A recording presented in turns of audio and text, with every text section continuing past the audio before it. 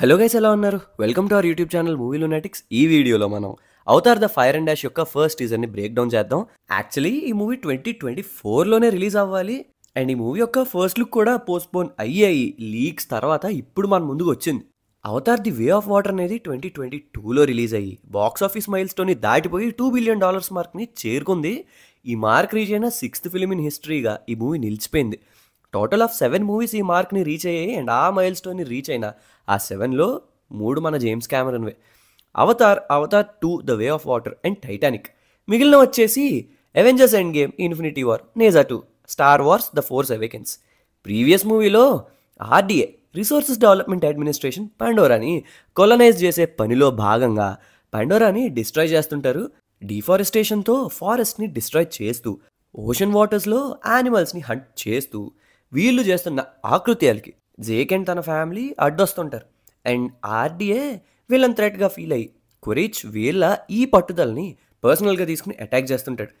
And సింపుల్గా చెప్పాలంటే ఇదే లాస్ట్ మూవీ స్టోరీ కూడా. అండ్ ఈ trailer fantastic four first steps ప్రీమియర్కి ముందు ప్లే చేశారు exclusive for theatre screens. But ఇప్పుడు రీసెంట్గా నిన్న సోషల్ మీడియా ప్లాట్ఫామ్స్లో రిలీజ్ చేశారు. ట్రైలర్ చూసాక నాకు అనిపించిన హానెస్ట్ ఒపీనియన్ని వీడియో ఎండింగ్లో చెప్తాను. లెట్స్ సీ నా ఒపీనియన్తో ఎంతమంది కనెక్ట్ అవుతున్నారు అని. ఎనీవేస్, కమింగ్ బ్యాక్, ఈ ట్రైలర్లో ఓ పొలోమని డైలాగ్స్ అయితే లేవు. జస్ట్ ఈ మూవీలో వేరియస్ మూమెంట్స్ని ఫోకస్ చేస్తూ ఈసారి ఫైట్ మళ్ళీ స్కైలోనే ఉండబోతుంది అండ్ అది కూడా నైట్ టైం అంటూ ఇండికేట్ చేస్తూ ఉంది.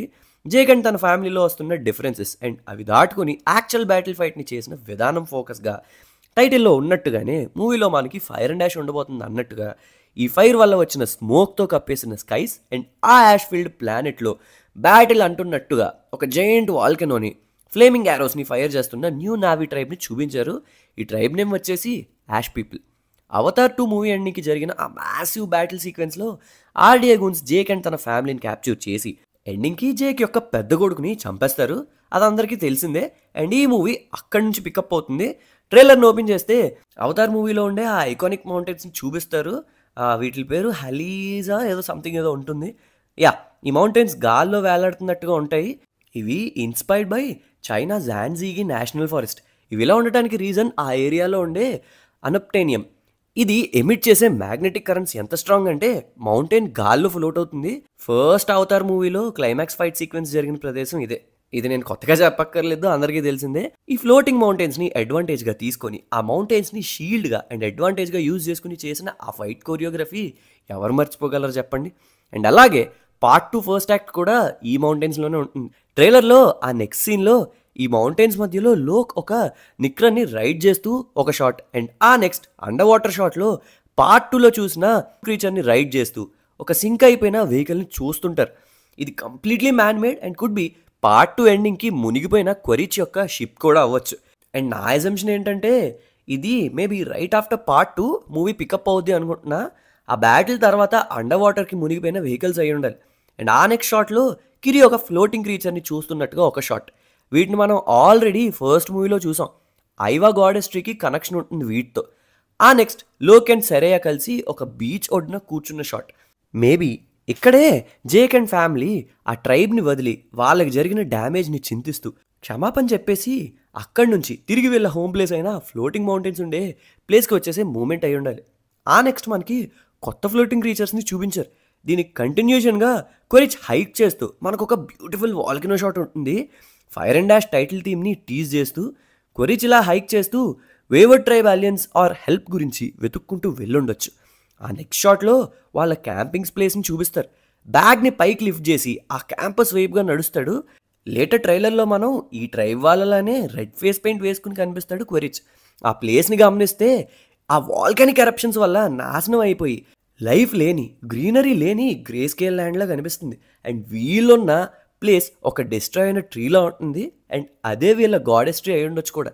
ఇది కూడా రీజన్ అయి ఉండొచ్చు. ట్రైలర్ ఎండింగ్లో ఆ dialogue is making sense no. Trailer ఎండింగ్కి your goddess has no dominion here అంటూ కిరీకి చెప్తున్న డైలాగ్. జేక్ ట్రైబ్ పూజించే ఐవా సపోర్ట్ ఇక వీళ్ళకి ఉండదా? కిరీని ఒక లివింగ్ గాడెస్గా చూపించారు ముందు మూవీస్లో. ఈమె అసలు ఎలా బ్రతుకుంది, ఎలా పుట్టింది కూడా ఒక మిస్టరీ. ఈమెని గ్రేస్కి ఒక రిజరక్షన్గా చూపించారు కానీ కన్ఫర్మ్ చేయలే. గ్రేస్ ఈమెకి మదర్ అని చెప్పుకొచ్చారు సెకండ్ మూవీలో. ఈ మూవీలో ఆమె పవర్స్ని, ఎబిలిటీస్ని మరింత ఎక్స్ప్లోర్ చేయబోతున్నారు అనిపిస్తుంది. ట్రైలర్లో నెక్స్ట్ లోక్ అండ్ తన సిబ్లింగ్స్ ఫారెస్ట్లో నడుస్తూ ఉంటారు. లోక్ కాస్త ఇంజూర్డ్గా అలసిపోయినట్టుగా ఒక షాట్ అండ్ ఒక బ్రీఫ్ షాట్లో మనం తుల్కుని కూడా చూడొచ్చు.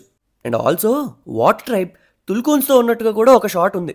నెక్స్ట్ మనకి జేక్ అండ్ తన ఫ్యామిలీలో వస్తున్న డిఫరెన్సెస్ అండ్ ఒక పక్కన జేక్ తన కొడుకు చనిపోయాడు అనేది మర్చిపోయి మూవ్ ఆన్ అవుదాం అని చెప్తుంటే తన ఫ్యామిలీ వెంజన్స్ వైపు పరిగెడుతుంది. అండ్ ఇక్కడ జేక్ తన ఫ్యామిలీ దగ్గర తన వైఫ్ అండ్ సన్ దగ్గర రెస్పెక్ట్ లూజ్ అవుతున్నట్టుగా చూపించారు. ఒక షాట్లో జేక్ స్పైడర్ని హగ్ చేసుకుంటాడు. Last movie Jake wife almost స్పైడర్ని చంపేపోయింది.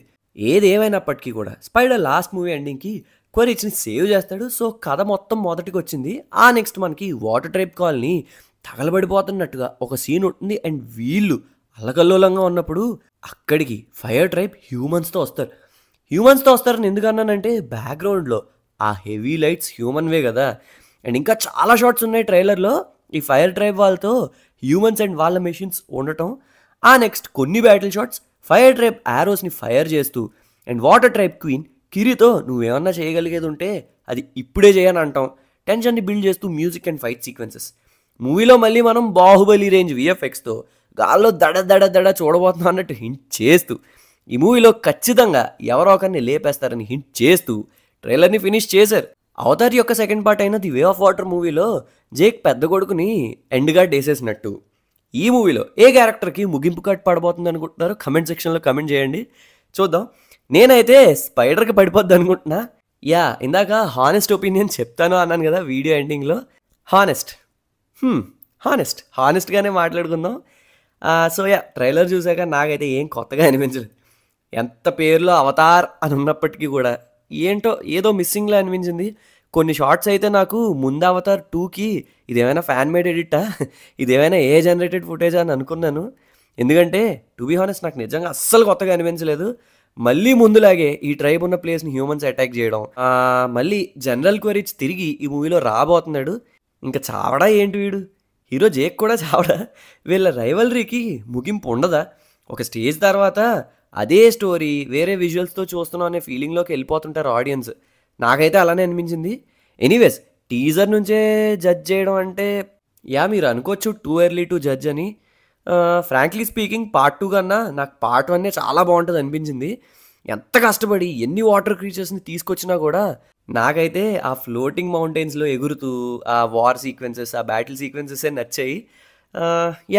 That's my honest opinion. మీకు కూడా నాలానే అనిపించిందా? సేమ్ స్టోరీని మళ్ళీ తిప్పి చూస్తున్నాము. మేబీ ఈసారి కొంచెం జస్ట్ బిట్ ఆఫ్ డిఫరెంట్ కలర్స్ని యాడ్ చేశారేమో అనిపించింది.